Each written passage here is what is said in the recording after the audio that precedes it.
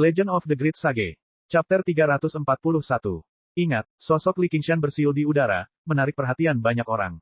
Sekelompok murid sekolah pertanian sedang bekerja di ladang. Mereka mengangkat kepala dan menunjuk ke langit. Lihat, apa itu? Itu terlihat seperti Li Qingshan. Murid-murid sekolah pertanian semuanya menghela nafas takjub. Mata mereka dipenuhi rasa iri yang tak terlukiskan. Sebelum mereka menyadarinya, Li Qingshan telah menjadi tokoh berpengaruh di akademi.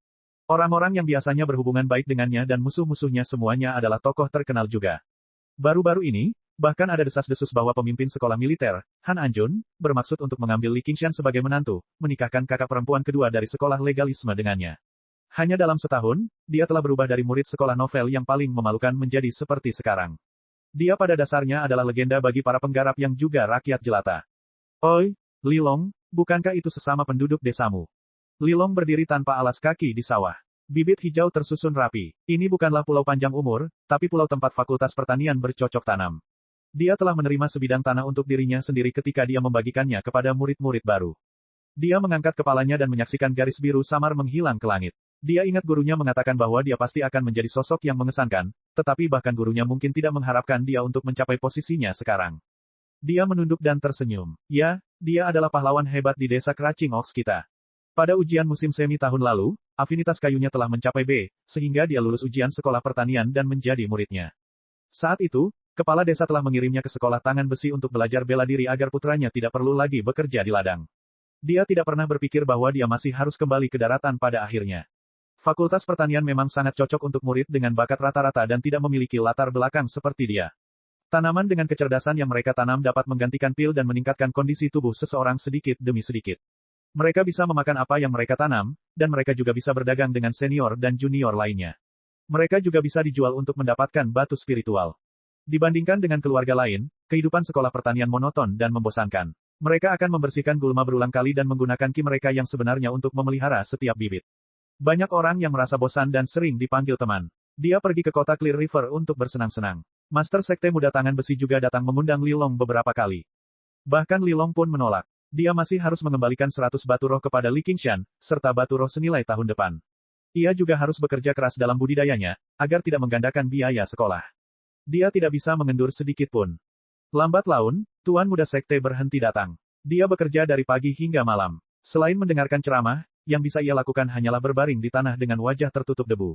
Dia akan tertidur begitu kepalanya menyentuh bantal, dan dia akan tercekik oleh tekanan yang berat. Ketika dia masih muda, terjadi kekeringan pada tahun ketika dia mengikuti ayahnya mengambil air. Air yang mereka bawa kembali dituangkan ke dalam tanah, dan mengering dalam sekejap mata. Situasi itu sungguh menyedihkan. Sehari kemudian, tangan dan kaki mereka penuh dengan lepu berdarah. Kakek menghela nafas. Bertani adalah perjuangan melawan surga. Ya, berjuang untuk hidup dengan surga bukan hanya hak istimewa para kultivator. Mungkin karena nenek moyangnya sudah turun-temurun menjadi petani, sehingga darah petani mengalir ke seluruh tubuhnya. Dia secara bertahap merasakan kegembiraan yang belum pernah terjadi sebelumnya dari pekerjaan primitif ini. Dia menyaksikan bibit itu tumbuh dengan sehat hari demi hari. Ketika dia mengasuh mereka dengan ki sejatinya, mereka sepertinya juga mengasuhnya. Sebelum dia menyadarinya, budidayanya sebagai praktisi ki telah menembus penghalang alami orang-orang biasa di Jianghu, melampaui pelindung Yan dan mencapai lapisan ketiga. Hari itu, dia berbaring di tanah dan menangis kegirangan. Saat air matanya jatuh ke tanah, dia teringat saat kekeringan berakhir. Hujan turun deras, dan dia berguling-guling di tengah hujan dengan gembira. Kegembiraan seperti itu jelas bukan sesuatu yang bisa dibandingkan dengan tidur dengan wanita berbaju merah di lantai bawah. Sejak hari itu dan seterusnya, hatinya menjadi tenang. Dia tidak pergi dan menonton pertunjukan publik gratis dari sekolah musik. Dia juga tidak pergi dan menonton tontonan Li Qingshan yang menantang para murid militer. Baru hari ini dia tiba-tiba menyadari bahwa dia tidak lagi iri pada Li Qingshan. Seorang murid dari sekolah pertanian berkata, ujiannya akan segera dimulai. Kudengar dia ahli dalam teknik hujan spiritual, jadi kenapa kamu tidak menyuruhnya menyirami tanah untukmu? Fakultas pertanian juga mempunyai kompetisi tersendiri, yaitu melihat tanaman siapa yang dirawat dengan lebih baik. Pemenangnya akan diberi hadiah. Li Long menepuk-nepuk tanah di tangannya dan tersenyum. Aku akan bertanya padanya dan melihat apakah dia ada waktu luang atau tidak. Selama setahun terakhir, dia tidak pernah mencari Li Qingshan sekalipun. Dia merasa sedikit rendah diri, jadi dia tidak ingin orang lain berpikir bahwa dia mencoba menjilatnya. Sekarang, dia tidak lagi merasa cemburu, jadi tentu saja dia tidak merasa rendah diri. Terlebih lagi, dia akhirnya bisa membalas sebagian kebaikan yang telah dia tunjukkan padanya di masa lalu. Ketika dia melihat sesama penduduk desa ini lagi, Li Qingshan hampir tidak bisa mengenalinya. Wajahnya kecoklatan, tangannya kasar, dan dia mengeluarkan aura pedesaan. Dia tidak lagi menyerupai anak ajaib yang penuh semangat dari desa Crouching Oaks. Matanya yang lembut memancarkan aura yang sangat berbeda dari sebelumnya. Ketika Lilong memandang Li Qingshan lagi, dia merasakan hal yang sama. Dia tenang dan percaya diri, dan dia melihat sekeliling dengan bangga. Nama Qingshan telah diejek oleh desa selama bertahun-tahun. Baru sekarang dia mengerti apa arti nama itu. Lilong mengeluarkan sekantong beras spiritual. Saya menanamnya sendiri. Cobalah. Saya masih belum memiliki cukup batu spiritual. Jika Anda tidak terburu-buru, Anda bisa menunggu sekitar 1 tahun lagi. Petik 2. Tidak perlu terburu-buru. Tidak apa-apa menunggu 3 atau 5 tahun lagi. Lagi pula, kamu tidak bisa melarikan diri. Li Qingshan membuka sekantung beras. Setiap butirnya seukuran kacang tanah, dan mengeluarkan ki spiritual yang harum. Dia memuji, nasi yang enak. Menurutku beras ini bernilai 50 batu spiritual. Jika kamu bisa mengeluarkan 3 kantong lagi, kita akan imbang. Tahun depan, aku akan makan atau menjual sisanya. Lilong mengangguk penuh terima kasih. Itu bukan karena batu spiritual, tapi karena rasa hormat. Dia melirik melewati hutan bambu di Pulau Kludwisep. Sangat disayangkan tanah dan rebung ini. Lahan yang dialokasikan untuk setiap murid sekolah pertanian terbatas. Di antara 100 sekolah tersebut, sekolah novel mempunyai lahan per kapita tertinggi. Sebagai salah satu pulau utama, Pulau Kludwisep adalah negeri spiritual yang luar biasa. Secara alami, pulau ini jauh lebih baik daripada pulau tempat Lilong menanam padi. Jika digunakan untuk bercocok tanam, tidak perlu terlalu teliti. Dengan sedikit perawatan, akan ada panen yang baik setiap tahun. Rebung yang muncul dari tanah juga kaya akan ki spiritual. Li Qingshan menjadi semakin sadar bahwa Pulau Kludwisep adalah tanah yang sangat berharga. Dia pasti tidak bisa memberikannya kepada orang lain. Kalau kamu suka, kamu bisa mengolahnya. Kamu bisa memetik rebung sebanyak yang kamu mau. Lagi pula aku tidak punya waktu untuk merawatnya. Meskipun rebung spiritual dapat digunakan sebagai pengganti pil, efeknya terbatas. Itu tidak layak baginya. Dia mungkin juga belajar alkimia dari Rusin. Lilong merasa agak menyesal karena dia tidak mengunjungi Pulau Kludwisep sebelumnya, tetapi dia tidak mau memanfaatkan situasi ini dengan sia-sia. Pada akhirnya, dia membuat kesepakatan dengan Li Qingshan. Dia akan menyediakan tenaga kerja, dan Li Qingshan akan berbagi setengah dari hasil panen dan rebung yang dia panen. Li Qingshan senang bisa membantu rekan senegaranya dan mendapatkan banyak hal secara gratis. Bahkan jika dia tidak memakannya, akan baik bagi kaki 1000 untuk memulihkan vitalitasnya. Omong-omong, hibernasi orang itu seharusnya sudah berakhir sekarang. Saat dia memikirkan hal ini, dia merasakan karung serangga di pinggangnya bergetar. Dia menyetujui permintaan Lilong untuk menyirami tanaman. Aku masih ada urusan yang harus diselesaikan. Kamu kembali dulu. Aku akan ke sana sebentar lagi. Setelah Lilong pergi, Li Qingshan mengeluarkan kaki 1000 dan memberinya sekantong nasi spiritual. Jangan terburu-buru. Sebentar lagi akan ada rebung.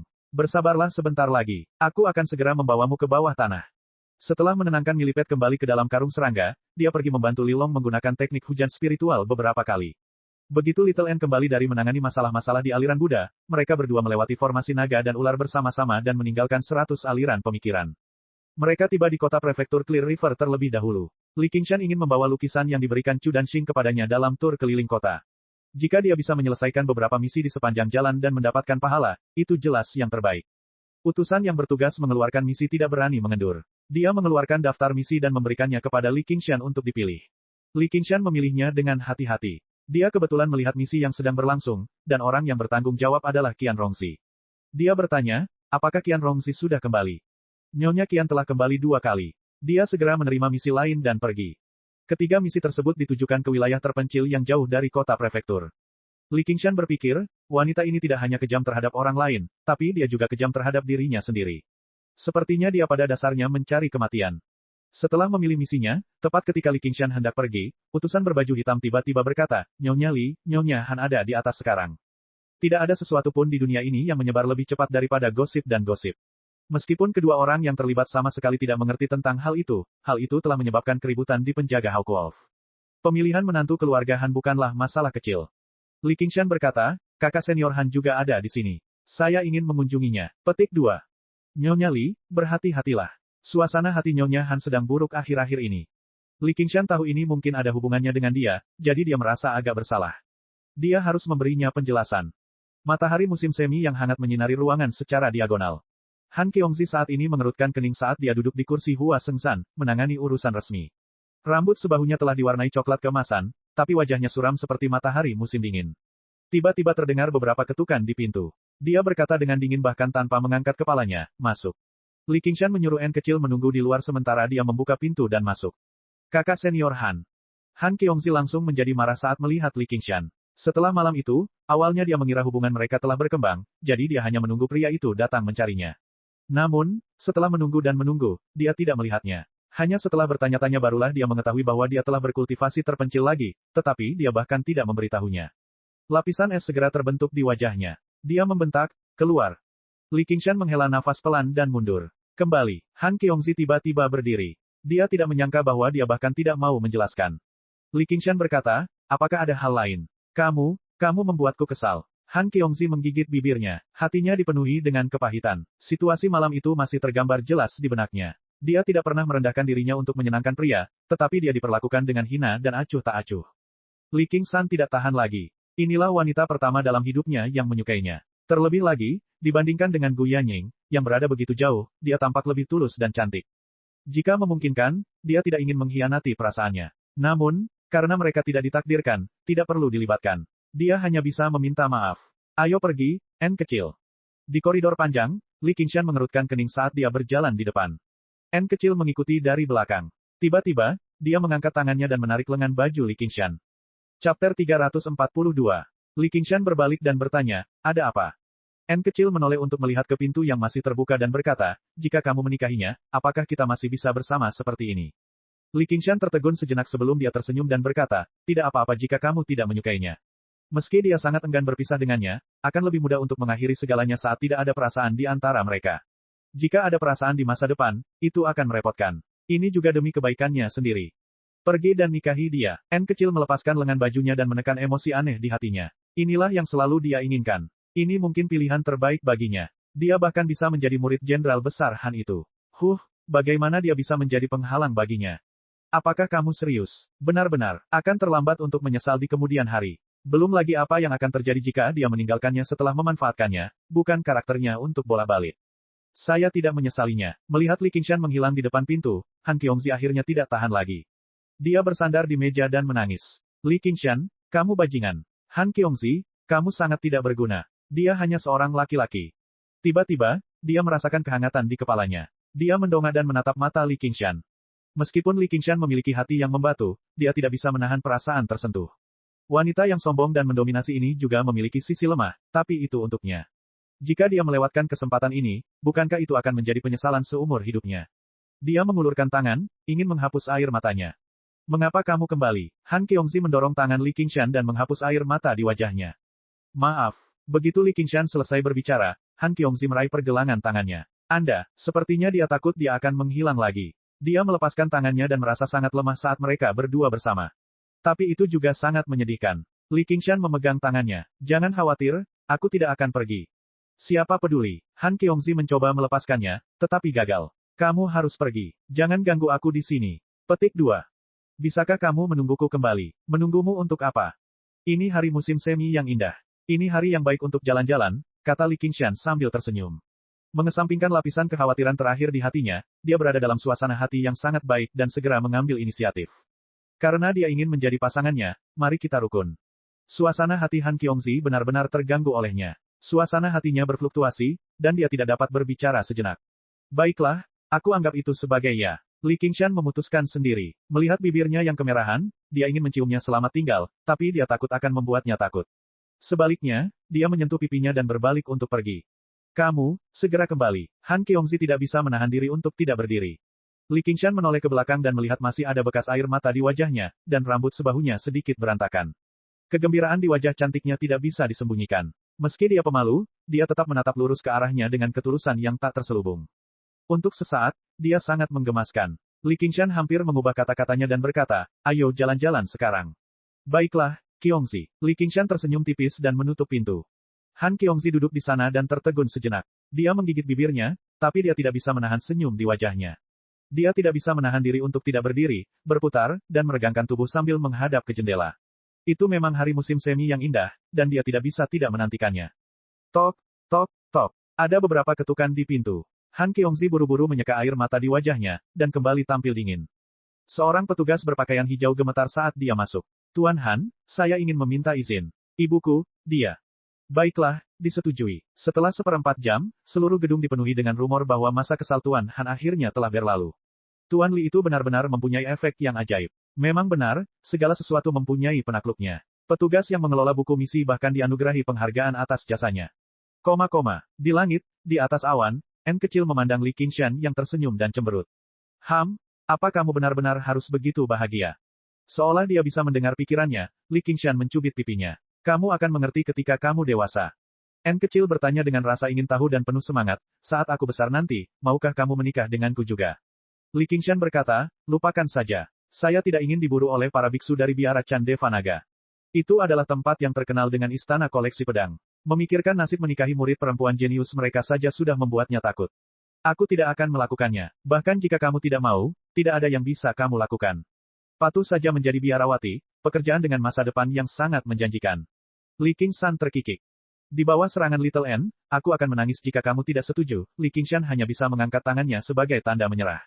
Baiklah, aku akan menikah denganmu.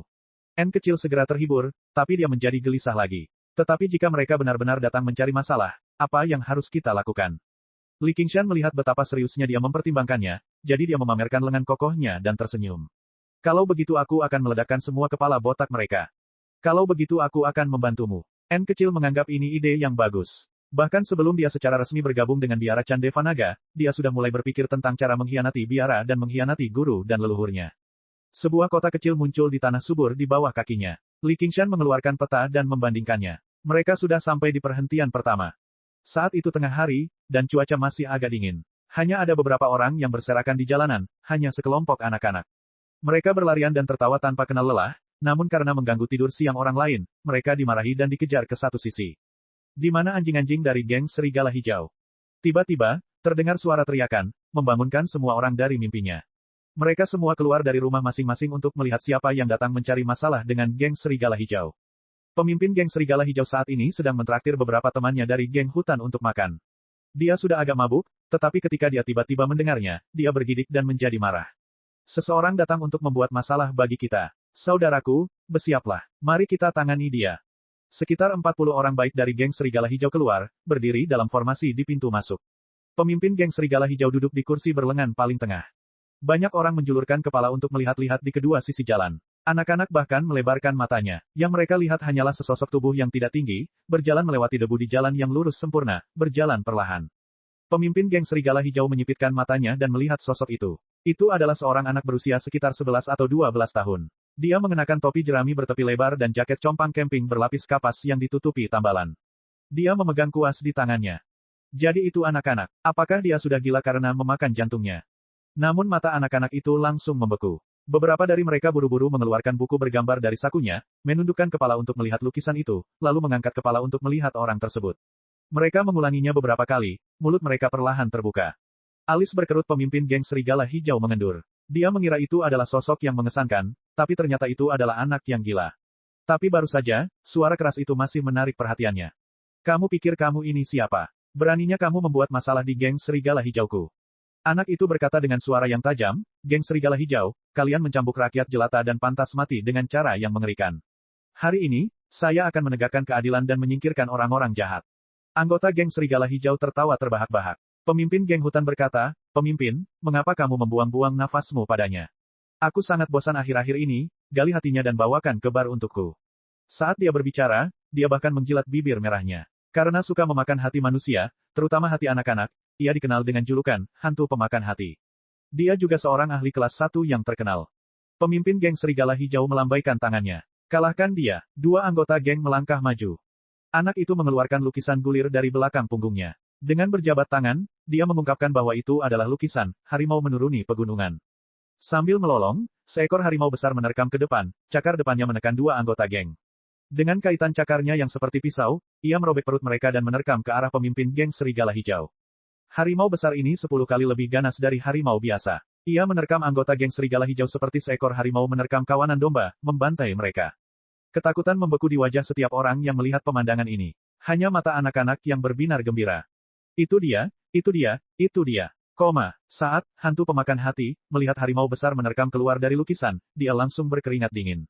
Ini jelas bukan metode manusia biasa, tetapi seorang kultivator legendaris. Tidak peduli seberapa kuat orang-orang dari geng hutan, mereka tidak mungkin bisa menandingi seorang kultivator. Menggunakan skill ringannya, dia memanjat tembok dan melompati rumah-rumah untuk melarikan diri. Tapi saat dia melompati dua atap, dia merasakan hatinya menjadi hampa, seolah ada sesuatu yang hilang. Melihat ke bawah, dia tidak tahu kapan, tapi ada lubang berdarah di dadanya, tapi jantungnya sudah hilang. Memalingkan kepalanya, dia melihat jantungnya ada di tangan seorang pria, darah menetes ke bawah. Dia telah memakan banyak hati dalam hidupnya, tapi ini adalah pertama kalinya dia melihat hatinya sendiri. Rasa sakit dan keputusasaan yang tak terlukiskan muncul di hatinya. Aku sudah lama tidak melakukan pekerjaan seperti ini. Sepertinya aku tidak kehabisan latihan. Li Qingshan dengan santai melemparkan hati itu kepada Little N. Little N melepaskan api darah pembakaran mayat, membakar kulit dan tulang pria itu. Saat ini, pertarungan antara harimau besar dan geng serigala hijau juga telah berakhir. Harimau besar dalam lukisan itu tidak terlalu kuat, hanya pada lapisan ki refinement ketiga atau keempat. Tapi melawan sekelompok orang dari geng hutan, itu terlalu mudah. Lukisan ini tentu saja merupakan salah satu lukisan yang diberikan kepadanya oleh Chu Danxing. Meskipun orang-orang yang diciptakannya cukup menggunakan metode serupa, untuk menghemat kekuatan keinginan dan mempersiapkan pertempuran di masa depan, masih lebih baik menggunakan kekuatan keinginan untuk mengaktifkan lukisan. Li Qingshan mengeluarkan lukisan lain dari kantong 100 harta karunnya dan melemparkannya ke udara. Ketika dibuka, itu benar-benar kosong. Lukisan kosong itu berputar dan menyedot semua mayat ke dalamnya, kembali ke tangan Li Qingshan. Puluhan mayat muncul di lukisan yang awalnya kosong. Lukisan ini setara dengan 100 kantong harta karun seorang seniman. Tidak hanya bisa menyimpan benda mati, tapi juga bisa menyegel makhluk hidup. Itu sangat menarik. Selain itu, dia menyimpannya dan memberikannya kepada Little N sebagai makanan cadangan. Itu benar-benar layanan satu atap yang menangani pembunuhan dan penguburan. Anak bertopi jerami itu menunggangi harimau besar itu dan melompat menjauh. Semua orang keluar dari rumah masing-masing dan melihat geng serigala hijau, yang telah mengamuk selama beberapa waktu, telah menghilang tanpa jejak. Jika bukan karena bekas darah di tanah, itu akan tampak seperti mimpi. Wajah anak-anak memerah karena kegembiraan saat mereka berlarian di jalanan sambil bersorak. Pada awalnya, orang-orang dewasa tidak tahu mengapa mereka begitu bahagia sampai seseorang tiba-tiba teringat, "Hei, bukankah anak itu adalah orang yang ada di buku lukisan yang dibuatkan gadis kecil kedua untuk kubacakan untuknya? Mungkinkah lukisan di buku lukisan itu nyata?" Chapter 343. Di langit, Li Qingshan duduk bersila di atas awan. Dia bisa merasakan jimat ilahi ciptaan agung mengumpulkan kekuatan keyakinan lebih cepat sekarang. Jika kepercayaan adalah suatu bentuk kekuatan, maka orang-orang di kota di bawah secara bertahap mulai percaya pada keberadaan ilusi. Ayo pergi ke perhentian berikutnya. Li Qingshan berpatroli di daratan. Semua misi dipilih dengan cermat olehnya. Ada banyak misi, dan mencakup cakupan yang luas. Namun, itu juga sangat sederhana. Pada dasarnya, tujuan utama mereka adalah mengalahkan rakyat Jianghu. Bukan karena dia tidak dapat menyelesaikan misi yang lebih sulit. Dia percaya bahwa hanya ada sedikit orang di level praktisi Qi yang dia dan N kecil tidak dapat kalahkan. Namun, kuncinya adalah menonjolkan karakter yang ditulisnya. Selain itu, begitu praktisi Qi terlibat, akan ada berbagai macam masalah, dan itu berada di luar pemahaman manusia. Bahkan jika dia pergi untuk membunuh penguasa istana dari istana koleksi pedang sekarang, rakyat jelata tidak akan tahu siapa dia.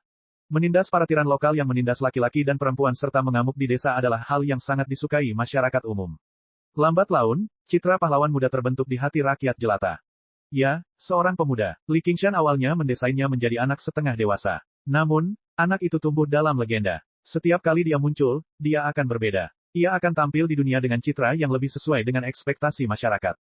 Diskusi terjadi di setiap atap. Tambalan pada pakaian pemuda itu bertambah dan berkurang. Warna ikat pinggangnya akan berubah dari merah menjadi hijau. Kuas di tangan kanannya tetap sama, namun tangan kirinya terkadang memegang seruling, dan terkadang labu. Penampilan terakhirnya adalah integrasi ribuan keyakinan dan keinginan. Pada saat yang sama, kekuatan keyakinan yang dikumpulkan oleh jimat ilahi penciptaan agung meningkat secara eksponensial. Pahlawan muda itu juga menjadi semakin realistis dan kuat. Matanya bahkan bersinar dengan cahaya yang tidak berbeda dengan cahaya orang hidup. Hal ini membuat Li Qingshan diam-diam takjub. Misteri aliran novel. Tentu saja, dia masih belum memiliki kemampuan berpikir, sehingga dia belum bisa dianggap sebagai orang yang hidup. Dia hanya bisa mengucapkan beberapa kalimat bergaya seperti mesin. Di saat-saat genting, Li Qingshan harus mengendalikannya seperti boneka. Namun, Li Qingshan bisa merasakannya. Yang membatasi dirinya bukan lagi besarnya kekuatan keyakinan, melainkan tingkat jimat ilahi ciptaan agung.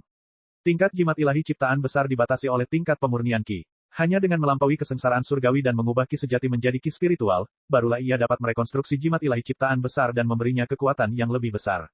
Saat itu, dia mungkin benar-benar bisa berkomunikasi dengan orang seperti anak kecil yang hidup.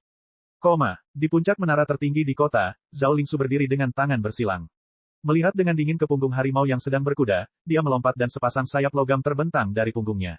Meluncur melintasi langit, dia mengejar mereka. Dengan suara mendesing, hembusan angin kencang bertiup. Ia turun dari langit dan mendarat di depan pemuda. Siapa kamu? Kenapa kamu menghalangi jalanku? Pemuda itu berkata dengan ekspresi berlebihan seolah-olah dia sedang berakting dalam sebuah drama. Zhao Lingsu berkata dengan dingin, kamu murid pelukis yang mana? Kamu berani meniru orang lain untuk bertindak sopan dan membantu yang lemah. Trikmu itu bisa menipu manusia, tapi tidak bisa menipuku. Petik 2.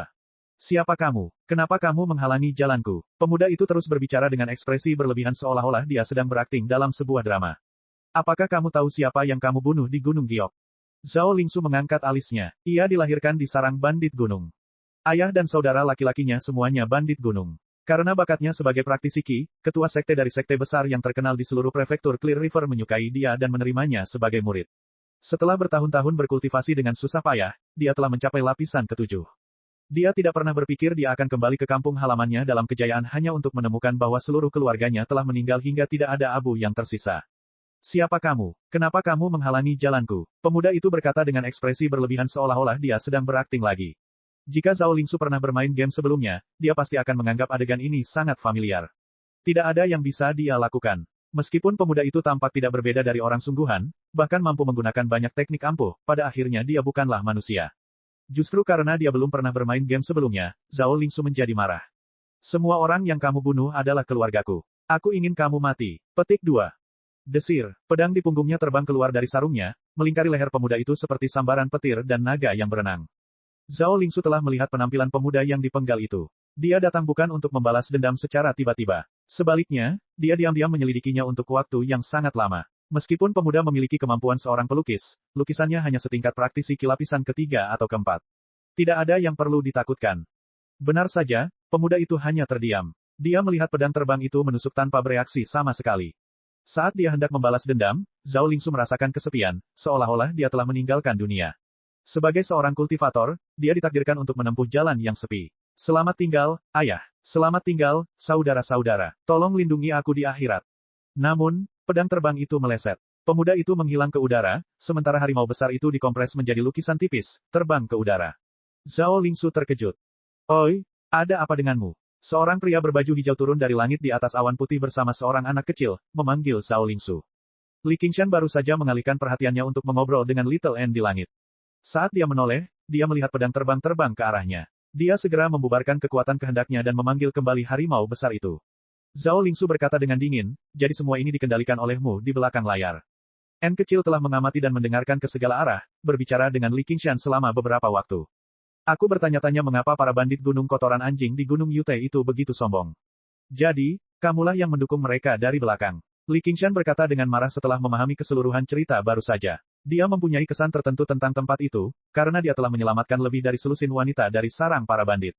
Semuanya telah dipermainkan tanpa bisa dikenali, dan beberapa di antaranya bahkan menjadi gila.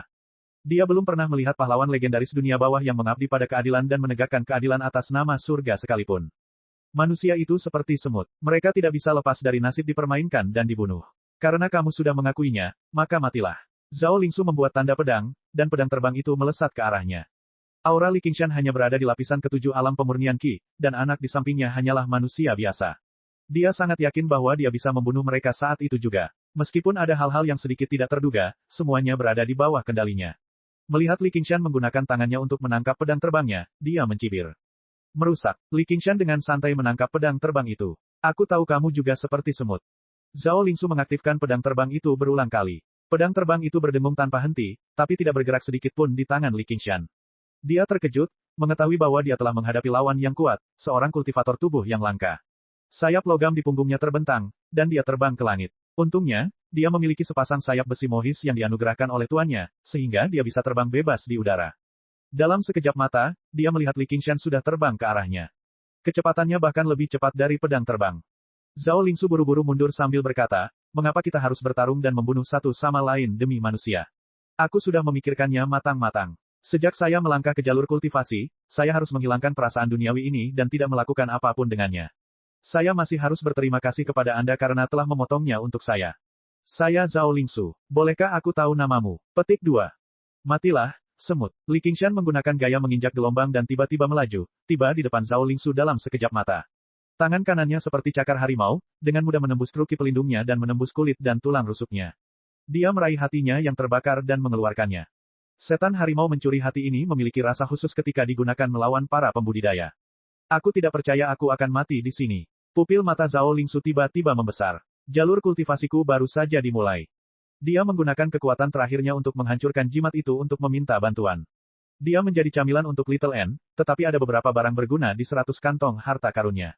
Khususnya, sepasang sayap logam cukup menarik. Mengenai permintaan bantuan Zhao Lingsu, Li Qingshan tidak mengambil hati sama sekali. Setelah menghabiskan 1 tahun di 100 aliran pemikiran, dia memperoleh pemahaman tentang semua sekte terkenal di prefektur Clear River. Asosiasi tersebut adalah geng yang mirip dengan Iron Fist. Dia lupa apakah pemimpin mereka adalah praktisi kilapisan ke-9 atau ke-10, tapi dia jelas bukan seorang penggarap yayasan. Di mata orang-orang Jianghu, mereka adalah makhluk Leviathan yang menakutkan, tetapi di mata dia dan N kecil, mereka hanyalah sekumpulan ratusan kantong harta karun dan ember keluarga yang dapat digerakkan sendiri. Dia hanya takut mereka tidak datang. Li Qingshan bahkan mempertimbangkan apakah dia harus menunggu di sini dan menunggu mereka mengantarkan diri ke depan pintu rumahnya. Namun, siapa yang tahu apakah mereka akan berhasil atau tidak? Pada akhirnya, bisnis yang baik masih lebih penting. Dia sedang terburu-buru untuk kembali dan berkencan dengan Han Qiongzi. Dia melompat dan pergi di atas awan. 2 jam kemudian, seorang lelaki tua tiba di hutan belantara dan melihat sekeliling. Dia adalah pemimpin asosiasi. Kultivasinya telah mencapai lapisan ke-9, mendekati puncak praktisi Qi. Jika Li Qingshan tahu dia telah tiba begitu cepat, dia mungkin akan menyesal tidak menunggu lebih lama lagi. Guru dan muridnya terhubung. Orang tua itu bisa merasakan bahwa Zhao Lingsu sudah tamat. Dia sangat marah. Muridnya yang paling berbakat sebenarnya telah meninggal di sini. Masa pengasuhannya selama bertahun-tahun telah sia-sia. Pembalasan dendam. Lupakan. Tidak ada jejak pertempuran di lapangan. Bagaimana dia bisa menyinggung seseorang yang bisa membunuh Zhao Lingsu secara diam-diam? Geng seperti mereka tak. Qingshan tiba-tiba berdiri dan menggelengkan kepalanya seolah dia belum bangun dari mimpinya tadi. Dia merasa itu sangat familiar. Jangan berpura-pura bodoh. Beritahu saya. Wajah Han Qiongzi memerah saat dia mencubit pipi Li Qingshan dengan kejam. Dibandingkan dengan versi aslinya, pertanyaan ini jelas lebih mudah dijawab. Li Qingshan berkata, jelas untuk menyelamatkanmu. Bahkan dia tidak bisa menghadapi bahayanya, jadi apa yang bisa saya lakukan? Awalnya, dia mengira Han Qiongzi tidak akan puas dengan jawaban cerdas ini, tapi dia tidak pernah menyangka Han Qiongzi akan tersenyum. Itu lebih seperti itu. Jari-jarinya yang ramping menyentuh pipinya, dan dia merasakan sedikit gatal. Perahu itu bergoyang pelan hingga membuat jantungnya berdebar kencang. Angin musim semi yang hangat mengangkat tirai di haluan kapal. Senyum manisnya sangat mempengaruhi dirinya. Dia merasa beruntung dia ada di sini. Di bawah tatapannya yang tersenyum, dia tiba-tiba merasa dia agak sembrono. Lagi pula, ini baru pertama kalinya mereka berkencan. Namun, dia juga menganggap pemandangan ini sangat familiar. Dia sudah menantikannya sejak lama. Dia berapi-api seperti api. Jika dia tidak memiliki perasaan apapun padanya, dia bahkan akan mengabaikan pria tampan seperti Hua Chengshan. Namun, jika dia benar-benar jatuh cinta padanya, dia akan meletus seperti gunung berapi, tidak mampu mengendalikan dirinya. Dia tidak menahan diri, tapi itu masih meluluhkan kekokohan di hati Li Qingshan. Hanya dengan kamu tidak akan bisa menyentuhnya bahkan jika kamu memiliki 10 masa kehidupan, jadi jangan biarkan imajinasimu menjadi liar seperti bunga kecil. Han Qiongzi mencubit hidung Li Qingshan. Dia bisa menutup mata terhadap pesona begonia, tapi dia merasa tidak berdaya melawan Gu Yanying. Gu Yanying bukan hanya komandan hebat dari seluruh pengawal Hawkwolf di Komando Ruyi, tapi dia juga seorang idola. Hua Chengshan bukan satu-satunya. Pada dasarnya ada banyak sekali orang yang tergila-gila padanya. Bahkan markis dari Ruyi pun seperti itu. Belum lagi yang lain. Li Qingshan tersenyum percaya diri. Hah, tunggu saja. Aku akan menikahinya dan menjadikannya adikmu. Jangan pernah memikirkannya. Siapa yang setuju untuk menikah denganmu? Han Qiongzi berkata dengan marah, tangannya dengan lembut membelai dia. Itu segera berubah menjadi adonan. Li Qingshan berkata, sebaiknya kamu cepat. Jika kamu terlalu lambat, kamu hanya bisa menjadi adik perempuan. Han Qiongzi tiba-tiba menekan bagian atasnya dan meraih kerah bajunya, menyebabkan perahunya bergetar. Ini berada di luar arai besar ular naga, di danau ular naga yang tak terbatas, tersembunyi dan jauh di dalam hamparan luas alang-alang yang layu. Sebuah suara yang jelas terdengar. Beberapa burung air terkejut. Li Qingshan, sudah kubilang, kamu harus mendengarkanku mulai sekarang. Mengapa? Li Qingshan mengangkat alisnya. Di dunia ini, tidak ada pria yang menyerah pada wanita. Namun, jika dilihat dari sudut ini, itu benar-benar pegunungan, tapi dia tidak tahu bagaimana rasanya. Karena aku kakak perempuanmu, seniormu. Melihat sorot mata Li Qingshan, dia berkata, karena aku adalah kakak perempuanmu dan seniormu. Wajah Han Qiongzi sedikit merah, tapi dia dengan bangga menjulurkan dadanya. Kalau begitu saya harus bekerja keras untuk maju dan cepat menjadi seorang komandan. Li Qingshan dengan santai memegangi pinggang rampingnya. Di balik kemeja musim semi yang tipis, terasa ketat dan halus saat disentuh. Han Qiongzi sedikit gemetar. Dia membiarkan tangannya berhenti di sana, membungkuk, dan mengancam dengan keras, mulai sekarang, kamu hanya boleh menyentuhku. Jika kamu berani berubah-ubah denganku, aku akan. Kamu akan melakukan apa? Aku akan memotongmu. Han Qiongzi juga tidak bisa menahan tawa. Ini masih baru. Setidaknya kamu harus menggunakannya. Tangan Li Qingshan dengan nyaman meluncur ke pantatnya yang gagah. Han Qiongzi melompat. Awalnya wajahnya memerah, tapi tiba-tiba dia tertawa terbahak-bahak. Dia menyentuh kepala Li Qingshan dan berkata, jadi kamu masih, sungguh menyedihkan. Jika kamu tampil baik, aku akan kasihan padamu di masa depan dan membiarkanmu merasakan menjadi seorang wanita. Dia mendapatkan kembali keberaniannya sebelumnya dan memandang Li Qingshan seolah sedang melihat sesuatu di tasnya, wajahnya penuh kepuasan. Terkadang, dia tiba-tiba teringat bahwa pria itu masih beberapa tahun lebih muda darinya. Tentu saja, bagi seorang kultivator yang muda berusia ratusan tahun, jeda beberapa tahun ini bukanlah jurang yang besar. Namun, dia sering melupakan hal ini karena perasaan yang diberikan padanya selalu dewasa dan tenang, jadi dialah yang lebih muda. Li Qingshan memutar matanya. Kalau begitu aku harus menyusahkan kakak Han yang berpengalaman untuk mengajari adik kecil ini beberapa gerakan. Kamu berbicara omong kosong, tentu saja aku juga, kata Han Qiongzi dengan marah. Juga apa? Li Qingshan mencibir. Baru saat itulah Han Qiongzi tahu bahwa dia sedang menggodanya. Dia menyodok dahinya dengan keras. Kamu akan tahu di masa depan. Li Qingshan memandangnya dari atas ke bawah. Tatapannya seolah menembus pakaiannya dan mengamati seluruh tubuhnya yang indah dan halus. Dia sedang membayangkan masa depan. Han Qiongzi menyesuaikan sosoknya dengan sedikit tidak wajar. Di masa lalu, jika seorang pria berani memandangnya seperti ini, dia pasti akan berteriak, jika kamu terus melihat, aku akan mencungkil matamu. Seringkali, ini bukan hanya untuk pertunjukan. Terlepas dari apakah itu militer atau legalis, mereka tidak akan mengajari murid-muridnya untuk berhati lembut. Li Qingshan tiba-tiba menggelengkan kepalanya.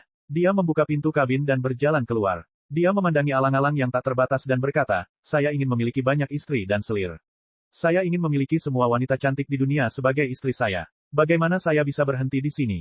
Kamu masih berani mengatakannya. Han Qiongzi menerkam dan dengan kuat melingkarkan lengannya di lehernya. Namun, dengan kekuatan fisiknya, sangat sulit bagi Li Qingshan untuk merasakan tekanan sedikitpun. Itu lebih seperti dia tergantung di tubuhnya. Sebaliknya, payudaranya yang penuh menempel erat di punggungnya membuatnya merasakan gelombang kenikmatan. Dia hanya tersenyum dan berkata, ini semua dari lubuk hatiku. Kamu hanya menindasku karena aku menyukaimu. Kamu bersamaku hanya karena kamu ingin memanfaatkanku. Han Qiongzi tiba-tiba melepaskannya dan mundur ke samping. Li Qingshan berbalik dan melihat matanya sudah merah. Dia memelototinya, dan dia tersenyum sedikit. Memang benar, melihat penampilannya yang kasar dan polos, mau tak mau dia ingin sedikit mengganggunya. Dia maju ke depan dan memeluk pinggangnya, berkata dengan lembut, Qiongzi. Apa, meski nadanya galak, hatinya melembut. Tidak ada, aku hanya merasa kamu menjadi semakin menggemaskan. Apakah menurutmu karena ini, aku akan, wajah cantik Han Qiongzi memerah, tetapi kebenciannya telah hilang tanpa jejak. Memilikimu saja sudah cukup. Ini adalah kata-kata Li Qingshan yang menyentuh hati. Meskipun dia mengatakan bahwa dia ingin memiliki semua wanita cantik di dunia sebagai istrinya, ketika dia berada di sisinya, dia telah menarik semua perhatiannya. Ya, dia memang memiliki pesona ini. Apalagi waktu dan tenaga setiap orang terbatas. Dia harus menemani Little N, berkultivasi, dan belajar alkimia. Sekalipun dia punya 3000 gelas air, dia tidak punya waktu untuk meminumnya. Mungkinkah dia akan membuang seluruh waktunya yang berharga di negeri kelembutan? Hal-hal yang ingin dia lakukan. Masih banyak lagi. Mata Han Qiongzi menjadi berkabut, dan hatinya dipenuhi dengan kegembiraan yang tak terbatas. Jadi seperti inilah rasanya ketika dua orang saling jatuh cinta. Sepatah kata saja sudah cukup untuk membuat hati seseorang berbunga-bunga. Dia, yang dulunya meremehkan cinta yang tersisa ini, kini sangat merasakan indahnya cinta itu. Dia mengangkat kepalanya dan berkata, ingat apa yang kamu katakan. Aku mengatakannya, ini sudah larut. Saya akan belajar alkimia. Anda juga harus kembali ke sekolah legalisme untuk menangani urusan Anda. Dengan tekad yang kuat, Li Qingshan melepaskan pinggangnya dan mundur selangkah, meninggalkan tubuhnya yang hangat dan bergerak. Apakah kamu akan menemukan Rusin? Han Qiongzi tidak bisa tidak membayangkan cara mereka berinteraksi satu sama lain. Apakah mereka seperti sekarang ini? Ditambah lagi, ada kengganan untuk berpisah. Dia langsung merasa aneh. Ya, mempelajari alkimia dan mempercayai priamu sendiri adalah tugas seorang wanita. Li Qingshan mengacak-acak rambutnya. Meskipun dia ingin berhubungan intim dengannya di sini selama sehari, dia takut hal itu akan menurunkan penilaian Han Anjun terhadap dirinya. Karena dia ingin bersamanya, inilah yang dipikirkan calon ayah mertuanya. Dia tidak punya pilihan selain mempertimbangkannya. Setelah mendengarkan penjelasannya, Han Qiongzi merasakan gelombang kehangatan dan kedamaian di hatinya. Dia menggigit bibirnya dan diam-diam menyetujui perkataannya tentang pria dan wanita. Dia bukanlah wanita yang cerewet sejak awal. Hanya saja ini pertama kalinya dia jatuh cinta. Dia telah kehilangan rasa normalitasnya. Oke, pergilah. Aku akan pergi ke Pulau Kludwisep malam ini untuk mencarimu. Seorang pria dan seorang wanita berduaan di malam hari. Itu tidak terlalu bagus. Li Qingshan memahami bahwa pandangan dunia ini pada akhirnya cenderung condong ke sisi konservatif. Jika mereka berdua adalah orang biasa dan menikah secara pribadi, tidak ada yang akan mengatakan apapun. Namun, Han Qiongzi adalah anak muda dari klan bangsawan. Meskipun dia biasanya periang, dia tetap peduli dengan reputasinya. Apa yang tidak bagus? Kalau begitu sudah beres, kata Han Qiongzi dan melangkah ke haluan kapal. Dia mengambil langkah di depan Li Qingshan dan terbang ke langit. Perahu itu bergoyang beberapa saat. Saat itulah Li Qingshan mengerti. Dia takut dia dan Rusin, seorang pria dan seorang wanita, akan bersama di malam hari. Jarang sekali dia bisa membuat skema seperti ini. Benar saja, drama istana bukanlah kebohongan. Jika dia benar-benar memiliki 3 istri dan 4 selir, itu mungkin akan membuatnya sangat khawatir. Apa nama skema ini? Memberi makan harimau dengan tubuhnya sendiri. Li Qingshan tidak bisa tidak menantikannya. Dia memasukkan perahu indah itu ke dalam kantong 100 harta karunnya dan terbang ke langit. Pulau Kebajikan, di ruang alkimia Rusin, sebuah kuali alkimia besar terletak di tengahnya. Bentuknya seperti 3 burung bangau langit dengan sayap terbentang untuk saling berpelukan. Itu disebut kuali 3 burung bangau. Warnanya seputih salju dan tampak anggun dan halus, sama seperti dia. Rusin berpakaian putih dan duduk di depan kuali. Pelipisnya yang indah menggantung tinggi, dan beberapa helai rambut hitam halusnya tergerai. Dia tampak sederhana dan anggun, mengeluarkan yang terbaik dari kuali alkimia ini. Begitu dia melihat Li Qingshan, dia mengungkapkan senyuman lembutnya yang biasa. Wajahmu penuh dengan musim semi, dan bintang-bintang burung phoenix merah bergerak. Qingshan, apakah kamu hamil? Li Qingshan duduk di atas sajadah di sebelahnya dan berkata dengan ekspresi serius, itu benar. Rusin, mulai sekarang, jangan menggodaku lagi. Tidak mungkin kita bisa bersama. Fokus saja mengajariku alkimia. Rusin mengeluarkan suara, meong. Dia meniru kucing yang sedang jatuh cinta. Dia memiringkan kepalanya ke bahunya dan menatap Li Qingshan dari sudut matanya. Matanya seperti sutra, dan itu cukup memikat jiwanya. Dia hanya dengan jahat menghancurkan citra elegan yang dia ciptakan secara normal. Namun, itu dipenuhi dengan daya tarik yang berbeda. Jangan pernah memikirkannya. Li Qingshan memutar matanya. Setelah mengenalnya beberapa kali, lelucon wanita ini menjadi semakin tidak tahu malu. Namun, dia tidak dapat menyangkal bahwa itu sangat mengharukan. Rusin mengerutkan kening dan berkata dengan kesal, Lilang, kamu benar-benar melupakan yang lama ketika kamu memiliki orang baru. Dia mengguncang tubuhnya. Lembek sekali. Aku merasa seperti menderita kerugian. Lupakan saja, leluconnya akan berakhir di sini. Hari ini, aku akan berbicara tentang alkimia menggunakan api sipil dan bela diri. Efek ramuan spiritual, kendali kuali pil, dan kendali waktu melewati bibir merah terangnya. Ini membuat Li Qingshan memahami bahwa alkimia sebenarnya sangat khusus. Terkadang, efek pil akan sangat berbeda hanya dalam 1 atau 2 saat. Selama periode ini, tidak ada kekurangan dalam bercanda. Keuntungan terbesar belajar darinya adalah dia tidak akan pernah merasa bosan. Namun, tidak ada lagi kontak fisik. Bukan karena Li Qingshan telah membuka lembaran baru dan memutuskan untuk menjadi orang baik yang tidak curang. Sebaliknya, Rusinlah yang berkata sambil tersenyum, jika kamu berani menyentuhku lagi, aku akan memberitahu Nona Han. Bagaimana kamu tahu itu dia? Li Qingshan tertegun sejenak. Selain dia, siapa yang mau pria sepertimu? Kamu tidak anggun, tidak tampan, dan tidak jujur. Kamu hanya pandai berkelahi. Itu bukan poin yang bagus. Li Qingshan mengangkat jari telunjuknya dan menggoyangkannya dengan lembut. Rusin, oh Rusin. Kamu tidak bisa mengatakan bahwa anggur itu asam jika kamu tidak bisa memakannya. Hah, lagi pula, berkelahi adalah tempat jiwa manusia berada. Bukankah kamu juga menatap saat aku bertarung? Hah, tidak perlu bicara lebih banyak. Saya mengerti. Aku minta maaf karena telah mengecewakanmu. Aku hanya bisa. Rusin menyela sambil berteriak, kamu terlalu memikirkan dirimu sendiri. Sebaiknya kamu berhenti sebelum bertindak terlalu jauh. Li Qingshan tertawa terbahak-bahak. Rusin pertama-tama memasang wajah datar. Lalu, dia juga tertawa terbahak-bahak. Bukan berarti tidak ada laki-laki yang bisa berbicara dan tertawa bersamanya. Namun, hanya ada satu orang yang bisa menjadi kuat tanpa keinginan. Sama seperti lelucon tadi, ini hanya bisa dilakukan padanya. Disengaja atau tidak, apakah dia mencoba mengujinya? Kesimpulannya, dia memang pria yang keras kepala. Begitu dia memutuskan sesuatu, dia akan melakukannya tanpa mempedulikan konsekuensinya. Sebaliknya, jika dia memutuskan sesuatu yang tidak bisa dilakukan, dia akan melakukannya tanpa ragu-ragu.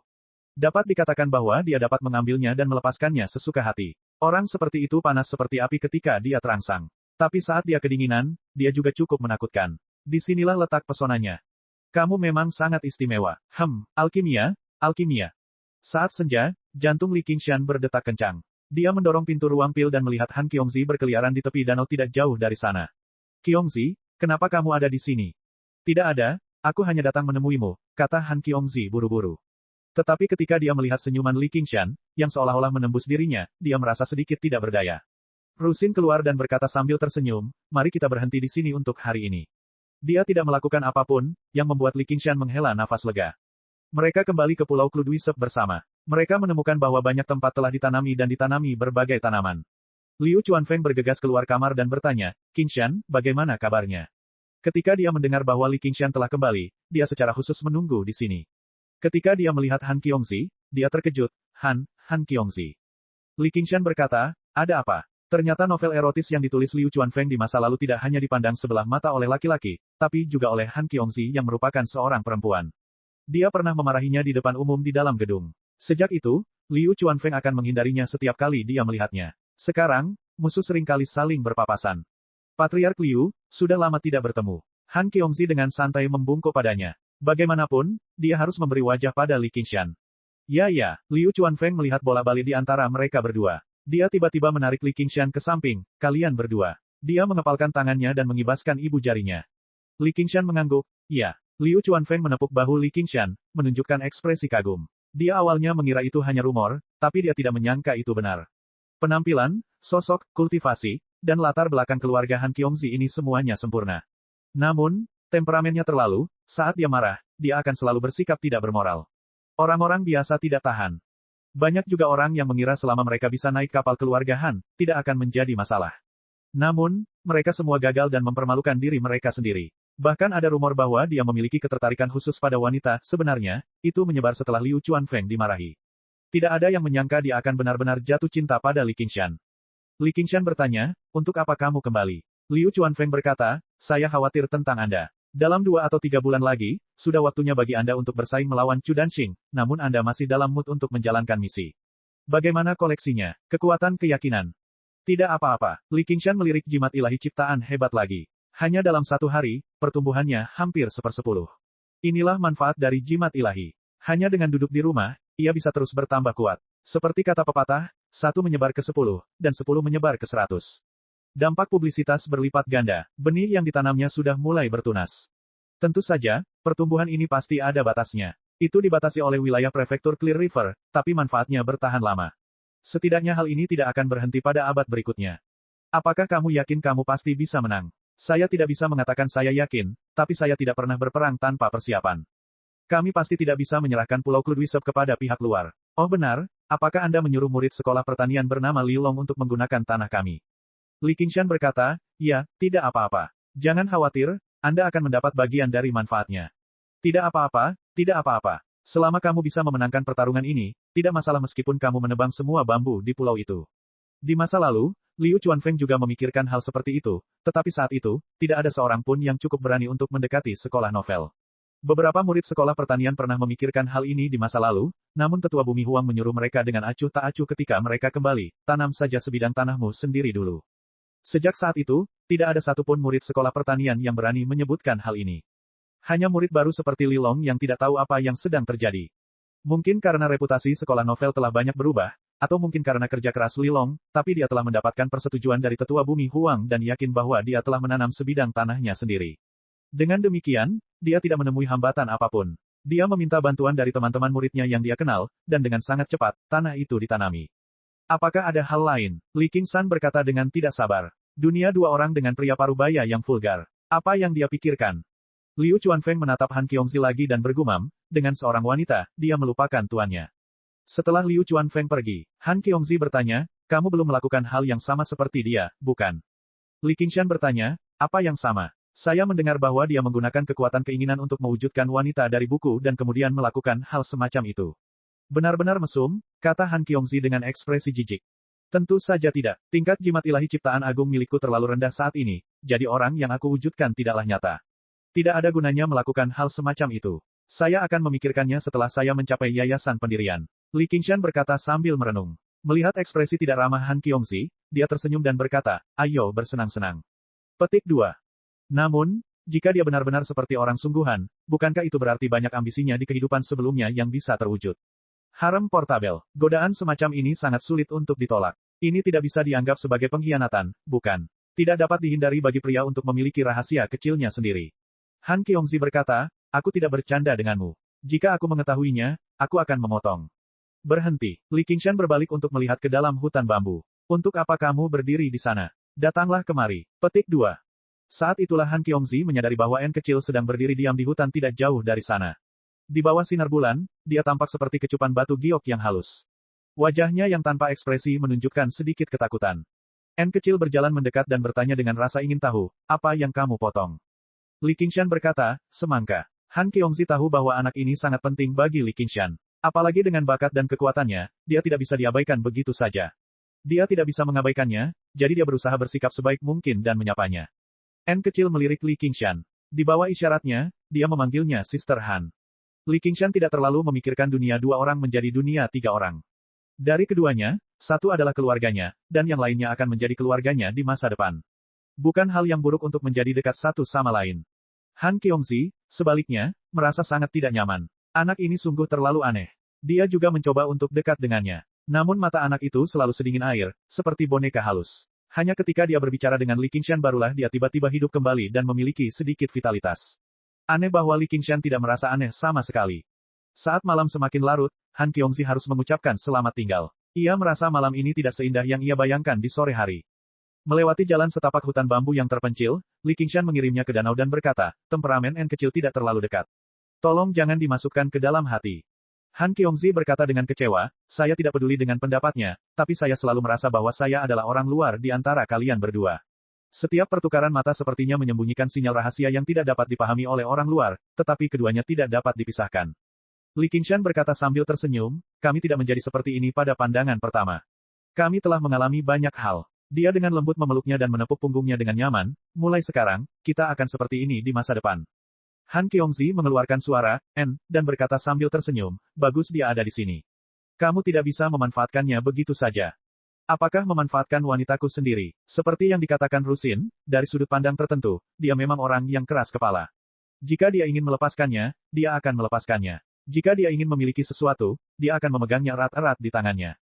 Han Qiongzi juga merasakan tekad seperti ini dari kata-katanya. Hatinya juga menjadi tenang. Dia menggigit bibirnya dan meletakkan tangannya di dadanya, saya akan bekerja keras.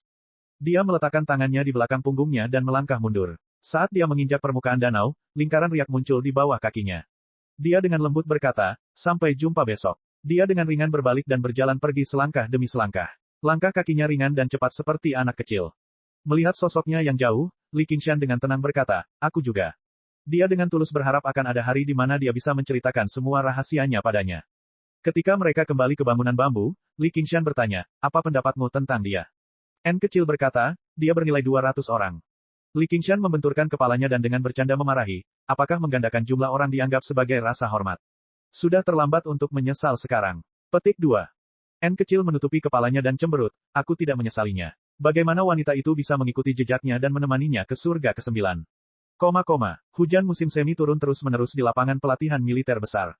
Li Qingshan, yang diundang lagi, berkata kepada murid militer yang telah membentuk formasi pertempuran tidak jauh dari situ, kali ini, mustahil bagimu untuk menang. Han Qiongzi berdiri di belakangnya dan mengayunkan tinjunya, Qingshan, pukul mereka. Hal ini membuat semua murid militer sedih. Mereka merasa bahwa posisi terpenting mereka telah jatuh bahkan sebelum pertempuran dimulai. Sebagai sekolah militer dengan manajemen paling ketat bahkan melarang muridnya meninggalkan pulau, tidak banyak kultivator perempuan yang bosan datang ke sini untuk menyaksikan mereka menganiaya diri sendiri. Hanya Han Qiongzi yang sering datang ke sini dan mengagumi usaha mereka. Dia bisa berbicara dengan mereka, dan dia bisa dikatakan sebagai kekasih impian para murid militer. Sekarang impian mereka hancur, dan saingan cinta mereka ada di depan mereka, mereka meraung marah dan bersatu. Chapter 345. Pembentukan. Sambil berteriak, seekor ular besar mengangkat kepalanya dari formasi. Dibandingkan sebelumnya, ini jauh lebih kental. Jelas, para murid militer tidak menyia-nyiakan beberapa bulan terakhir ini. Li Qingshan membungkuk sedikit. Seperti busur besar yang ditarik perlahan, tali tak kasat mata itu meregang hingga batasnya. Pada saat yang sama, sekuntum bunga muncul dari bawah kakinya. Bang! Itu seperti suara tali busur yang bergetar. Li Qingshan menghilang dan berubah menjadi bayangan hitam. Dia menembus tirai halus hujan dan membentuk lubang sementara. Saat dia berada beberapa puluh kaki di udara, kecepatannya melambat. Namun, dia segera mundur selangkah dan menghancurkan gelombang ilusi. Dengan keras, ki berbentuk cincin itu meniup tirai hujan. Sosoknya naik lebih tinggi lagi. Seolah-olah dia sedang menginjak tangga yang tak terlihat, dia dengan cepat menjadi titik hitam di langit kelabu.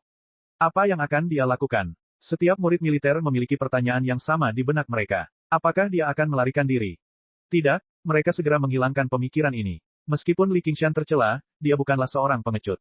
Setelah kemenangan mereka terakhir kali, ketika mereka menenangkan diri dari ekstasi, mereka dengan jelas memahami bahwa mereka seharusnya tidak bisa menang saat itu tanpa penjelasan apapun. Mereka semakin menghormati Li Qingshan. Orang ini adalah pahlawan sejati, lawan yang patut dihormati. Bukan kebetulan kalau dia berhasil memenangkan hati kakak perempuan senior Han. Namun, semakin seperti ini, semakin mereka harus mengalahkannya. Mereka tidak bisa mempermalukan militer atau klan Han. Ular besar itu mengangkat kepalanya dan menjentikkan lidahnya.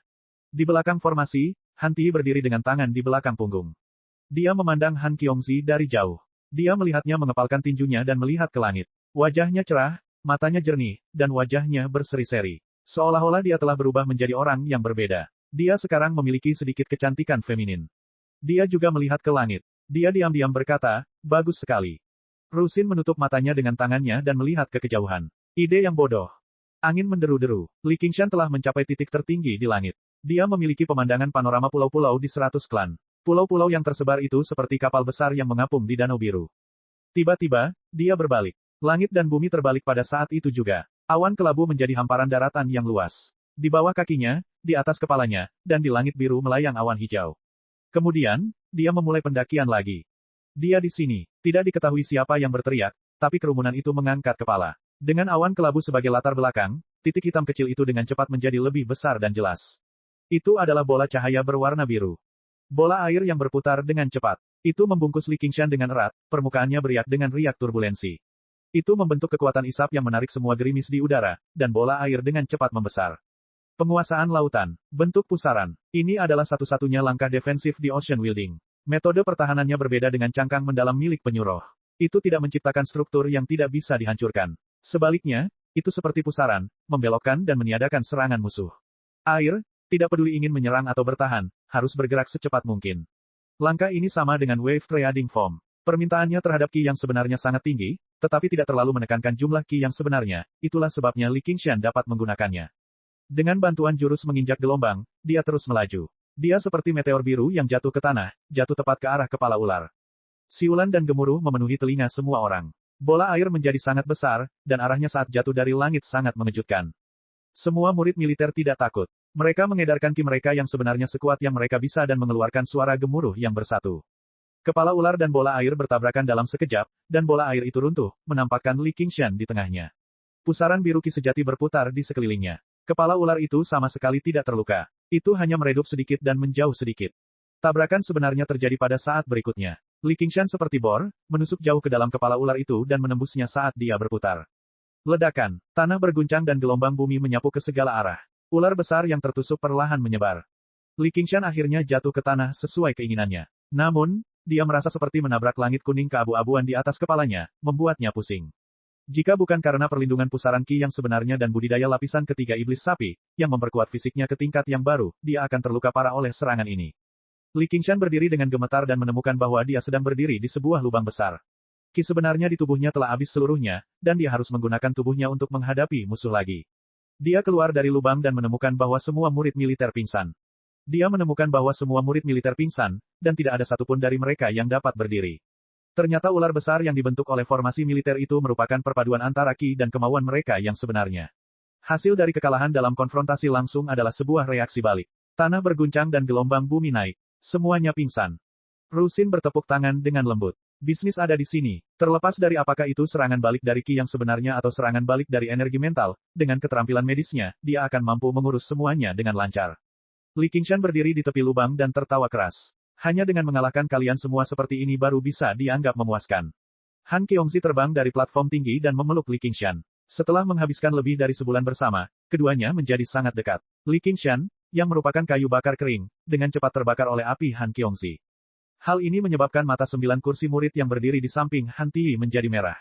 Mereka berharap bisa menyerang sekarang dan menantang Li Qingshan. Namun, tidak ada yang yakin bisa menang. Orang ini terlalu kuat, sangat kuat. Jika Li Qingshan telah mengobrak-abrik formasi militer, akan lebih mudah bagi mereka untuk menerimanya. Namun, dia telah menerobosnya secara langsung seperti ini. Sungguh tak terbayangkan, mungkinkah dia masih dianggap sebagai praktisi Qi lapisan ke-7. Fisiknya yang sangat kuat dan truki murni yang tak terbayangkan dipadukan dengan keterampilan bertarungnya yang luar biasa indahnya. Menggunakan bakat bawaannya untuk berperang, dia telah mencapai hasil yang luar biasa ini. Di bawah pengawasan orang banyak, tidak peduli seberapa berani Han Qiongzi, dia merasakan wajahnya terbakar panas. Baru saja, dia benar-benar tergila-gila padanya. Dia tidak bisa menahan diri untuk tidak melepaskan Li Qingshan. Namun, dia tidak menyangka Li Qingshan akan melingkarkan lengannya di pinggang rampingnya. Dia tidak bisa menahan diri untuk tidak menempel padanya lagi. Dia ingin melawan, tetapi ketika dia melihat senyum cerahnya, hatinya menjadi mati rasa dan dia membiarkannya melakukan ini. Li Qingshan melihat sekeliling. Bukankah harapan besar di masa lalu kini terkabul sedikit demi sedikit? Han Tiyi berkata kepada murid 10 kursi di sampingnya, lain kali, bersiaplah untuk bertarung. Waktu berlalu, dan dalam sekejap mata, saat itu sudah pertengahan musim panas. Li Qingshan duduk bersila di ruang alkimia. Di depannya ada tungku alkimia perunggu. Gagang tungku dibuat berbentuk naga dan harimau. Ini adalah tungku harimau naga yang paling umum di antara tungku alkimia. Itu meniru bentuk tungku harimau naga asli dan termasuk dalam standar. Ini tentu saja merupakan salah satu dari banyak koleksi bawah tanah Li Qingshan. Meskipun itu hanya senjata roh kelas menengah, nilainya sudah tertinggi. Yang paling sulit untuk dipalsukan adalah tungku alkimia, diikuti oleh kuali kerajinan. Jika seseorang menempa pedang terbang, kecepatan pedangnya akan sedikit lebih lambat, sedikit lebih cepat, sedikit lebih lama, sedikit lebih pendek, dan terdapat sejumlah kesalahan. Namun, untuk tungku alkimia, sedikit ketidakstabilan dan ketidakakuratan mungkin dapat menghancurkan tungku pil. Dalam kasus yang serius, bahkan terdapat bahaya ledakan tungku. Itu adalah ujian mutlak bagi seorang penyuling. Kuali yang bagus dapat meningkatkan tingkat keberhasilan seorang kultivator yang ahli dalam hal itu. Itu hanyalah sebuah tumpah ruah, dan kepentingannya sungguh luar biasa. Oleh karena itu, nilai sebuah kuali sangatlah tinggi. Nilai kuali senjata roh kelas menengah tidak kalah dengan senjata roh kelas atas pada umumnya. Dapat dikatakan bahwa Li Qingshan sangat beruntung dapat menemukan kuali artefak spiritual kelas menengah di antara lebih dari 1.100 kantong harta karun. Beberapa hari yang lalu, ketika dia baru saja akan mulai memurnikan pil secara resmi, dia telah melihat kuali artefak spiritual tingkat tinggi di sekolah Miss Celani. Harga 5 digitnya benar-benar menarik untuk dilihat. Dulunya akan baik-baik saja, tetapi sekarang, dia telah menukar semua batu spiritualnya dengan pil. Bahkan jika dia mengubah seluruh kontribusinya pada penjaga Hawkwolf menjadi batu spiritual, dia hanya akan mampu mencapai 3 digit. 4 digit tidak mungkin dilakukan.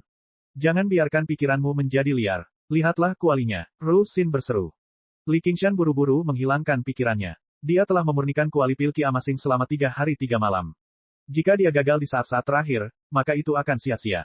Dan, ramuan spiritual yang digunakan untuk memurnikan pil semuanya berasal dari 100 aliran pemikiran. Dia harus menggunakan kuali pil ini untuk menjalankan misinya. Jika dia gagal, maka batu spiritual senilai 3 digitnya akan menyusut menjadi 2 digit.